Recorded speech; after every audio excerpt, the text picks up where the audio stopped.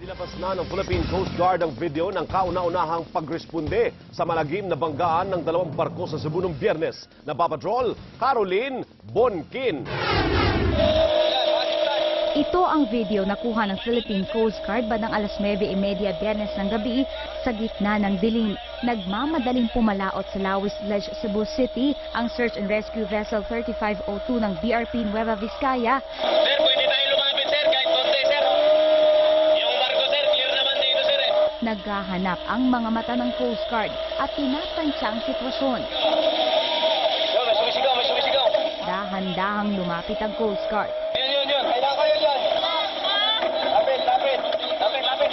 Sige. Relax na, relax. Ilang segundo pa, naiahon sa rescue vessel ang isang babae, kasunod ang 4 pang kasama. Itinuro ng mga nasagip kung nasaan ang iba pang pasahero. Yun, meron doon. Isa. Sila nakasakay. Dalawa. Doon. Oy, bata. Isa. Sila nakasakay. Maya-maya, nakita nila ang iba. May nagsisenyas na ilaw.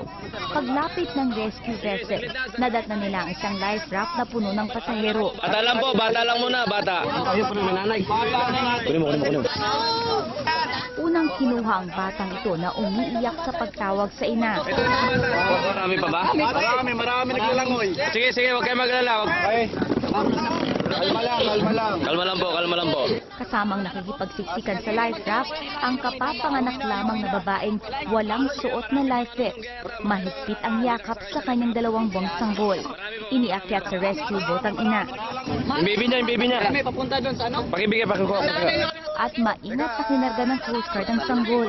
Saka ipinagpatuloy ng Coast Guard ang pagliligtas sa iba pang naiwang lumalamon sa dagat. Caroline Bonkin, Patrol ng Pilipino.